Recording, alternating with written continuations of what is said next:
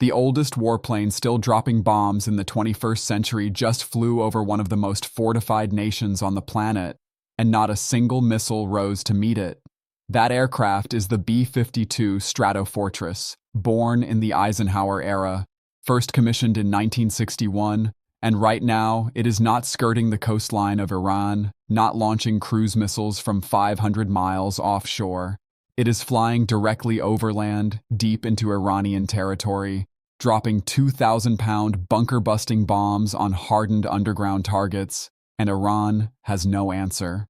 Welcome to Global Conflict Feed. I'm David, and what we are covering today is not just a weapons story, it is a turning point.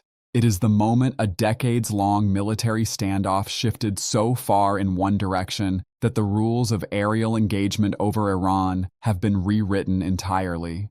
So how did we get here? And what does it mean for the next 2 to 3 weeks of Operation Epic Fury? Stay with me, because the full picture is far more remarkable than the headlines. Let's start with the announcement that changed everything. On March 31st, during a briefing at the Department of Defense, U.S. Air Force General Dan Kane, chairman of the Joint Chiefs, confirmed that American B-52s had begun conducting overland missions inside Iran, not standoff strikes from safe distances. Overland. That single word carries enormous weight. The B-52 is not a stealth aircraft. It does not vanish from radar. It is enormous, unmistakable, audible from the ground. And yet General Kane described its current operations over Iran using one word that should send a chill down the spine of every defense analyst who spent a decade studying Iranian air defenses: near impunity. Near impunity. Over Iran. Let that settle. To understand why that is so staggering, you need to understand what Iran built to prevent exactly this. Iran's air defense network was one of the most elaborate layered systems in the entire Middle East. At its peak, it included the Bavar 373, a domestically produced radar system with a detection range approaching 200 miles. It had Russian-built S-300 PMU-2 batteries, systems specifically engineered to intercept large, slower aircraft flying at high altitude. On paper, the B-52 was the exact target these systems were designed to destroy. But paper and reality are two very different things in Week 5 of Operation Epic Fury.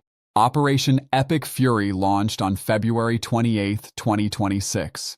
A coordinated campaign by the United States and Israel targeting leadership compounds, missile production facilities, naval assets, and nuclear infrastructure across Iran. The campaign's objectives were sweeping: prevent Iran from acquiring a nuclear weapon, destroy its missile production capacity, dismantle its proxy networks, and eliminate its naval threat. Within the operation's first week, the Israel Defense Forces reported that 80% of Iran's air defense network had been destroyed. 80%. And yet, even then, General Kane was cautious. As of March 10th, he noted that most of Iran's high-end surface-to-air missile systems were no longer operational factors, but he also acknowledged isolated pockets of capability: man-portable shoulder-fired systems, concealed radar nodes, fragments of a once formidable shield. So the B-52s waited. Flying standoff missions, releasing weapons like the AGM-158 JASSM cruise missile from hundreds of miles outside contested airspace. Stealth fighters, F-35s and F-22s, carved protected corridors, mapping threats, suppressing what remained of the defense grid. What changed in the final week of March? Everything. The corridors became highways. The isolated pockets were eliminated or rendered irrelevant. And on March 31st, the B-52 stopped waiting at the border and flew all the way in. The shift from standoff munitions to direct overland bunker-busting runs represents the single clearest proof that Iran's air defense system, built over 4 decades, funded by oil revenue, reinforced by Russian technology, has been fundamentally dismantled. But there is a layer to this story that goes well beyond air superiority. Let's talk about Isfahan, the city at the center of this campaign's newest and most consequential chapter. Isfahan is not unfamiliar with American strikes. In the summer of 2025, during Operation Midnight Hammer, B-2 Spirit stealth bombers delivered 30,000-pound massive ordnance penetrators, the largest conventional bombs in the American arsenal, against Isfahan's nuclear infrastructure. Those strikes, as confirmed by the Center for Strategic and International Studies, dealt a significant blow to Iran's enrichment program, damaging facilities at Fordo and Natanz and striking Isfahan's metallurgy installations. But the IAEA's Director General later confirmed something critical. Not everything was destroyed. According to the International Atomic Energy Agency, Iran is believed to hold approximately 970 pounds of uranium enriched to 60% purity. That is just below the 90% threshold required for weapons-grade material. And more than half of that stockpile is believed to be stored in tunnels buried more than 300 feet beneath the surface near Isfahan. That uranium is the unfinished business of this entire conflict. So when B-52s arrived over Isfahan carrying GBU-31 bunker-busting bombs, each delivering 2,000 pounds of explosive power, the world was not just watching a routine strike package. It was watching the next attempt to answer a question that has haunted Western intelligence for years. What followed was extraordinary. Eyewitness footage compiled by AP News showed earth-rattling explosions producing enormous fireballs over the city. Chain reaction secondary blasts, visible in multiple clips, indicated that what was burning underground was not just bomb impact debris, but stored munitions igniting in sequence. President Trump shared footage of the chain reaction strikes directly on Truth Social. The Nuclear Threat Initiative has documented that Isfahan is home to Iran's largest missile assembly and production complex, a facility dating to the 1980s, built with documented assistance from China and North Korea. It is where the Shahab 4 system was developed, where Chinese anti-ship missiles were assembled, where Iran's long-range strike capability was born and raised. Based on the scale of the visible detonations, analysts believe the B-52 struck hardened underground ammunition depots. The secondary explosions confirm it. But here is where an overlooked theory, one that is difficult to dismiss, enters the picture. The Israeli news outlet Walla has put forward a hypothesis that at least some of the bunker-busting strikes over Isfahan may have been pursuing a far more specific and hidden objective: collapsing the tunnel networks that give Iran physical access to its enriched uranium stockpile. The logic is elegant in its brutality. If the tunnels cave in, the uranium does not need to be extracted, secured, or destroyed. It simply becomes unreachable, sealed beneath 100 meters of solid rock, inaccessible to Iranian technicians for months, possibly more than a year. The fireballs and the pyrotechnics visible on every news feed, those were the ammunition depots, the missile stockpiles, the explosive spectacle that captured global attention. But beneath the spectacle, the theory suggests quieter bombs were doing quieter work, collapsing the infrastructure that connects Iran's enriched uranium to the engineers who might one day turn it into a weapon. It is a theory, unconfirmed. But the harder you look at it, the harder it becomes to dismiss. Now let's zoom out and take stock of where Operation Epic Fury stands right now.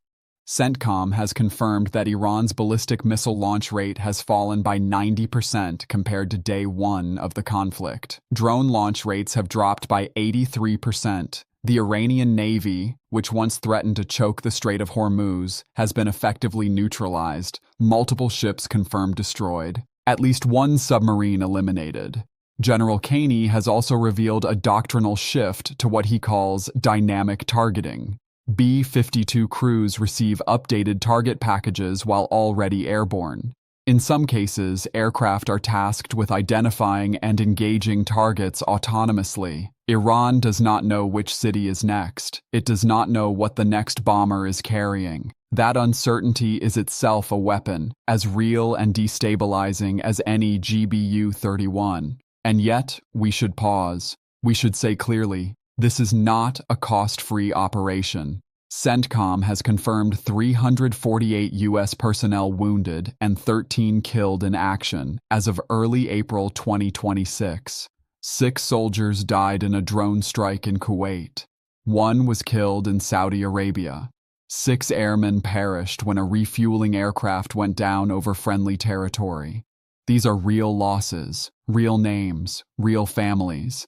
Iran's retaliatory efforts, though dramatically degraded, have also produced casualties. A ballistic missile that struck Israel on April 1st injured 16 people. Iran hit civilian water infrastructure in Kuwait. Hezbollah launched more than 70 missile salvos at northern Israel. The Houthis formally entered the conflict on March 28th. The war has expanded beyond its original borders even as Iran's core capability collapses. This is the paradox of a regime approaching its final strategic moments. It can no longer defend its skies. It cannot protect its cities. Its missile launch rate has dropped by 9/10, but it can still reach out and cause pain. And that is precisely why the next 2 to 3 weeks are so critical. President Trump stated publicly that he believes the United States can, in his words, finish the job within that window. He described the damage to Iran's military infrastructure as setting the regime back 15 to 20 years. Iran's foreign minister, for his part, dismissed any ceasefire framing, demanding a complete halt to hostilities, compensation for all damage inflicted, and guarantees against future strikes. Those are not the terms of a nation negotiating. Those are the demands of a nation still pretending it has leverage. You don't need a scalpel when the defenses are gone. You need the wrecking ball, and the B-52 was built to be exactly that. The B-52 was designed during the Cold War to penetrate Soviet airspace and deliver nuclear weapons over Moscow. It never did that. The Cold War ended. The aircraft was upgraded and modernized, but always stood in the shadow of the F-35 and the B-2, the glamorous, precise, invisible platforms of modern air power. The stealth jets are the scalpel. The B-52 is the wrecking ball. And when a nation's air defenses have been reduced from a formidable integrated network to isolated, scattered remnants, you do not send in the scalpel. You send in the wrecking ball, and you let it swing. B-52H Stratofortress bombers have been operating out of RAF Fairford in England, flying fully loaded with 20 GBU-31 JDAM bunker-busting bombs per sortie. Eagle-eyed open-source analysts spotted the loading activity at Fairford in the days before Kaney's announcement. The logistics were visible to those who knew what to look for. On April 3rd, the U.S. activated EA-37B Compass Call electronic attack aircraft to jam Iranian radar, navigation systems, and command communications across the entire theater, blinding and silencing whatever air defense fragments remain. That same day, coalition strikes hit the Khordad-15 missile complex in Isfahan, Mashhad Airport fuel storage, and the SA Iran Defense Electronics Hub in Shiraz. 3 IRGC commanders were eliminated. The campaign is not slowing down. It is accelerating. And beneath Isfahan, beneath 330 feet of solid rock, the enriched uranium that ignited this entire confrontation may already be sealed away. Inaccessible. Irrelevant. The quiet ending to the loudest conflict in the Middle East in a generation. That is the story of America's B-52s in Operation Epic Fury.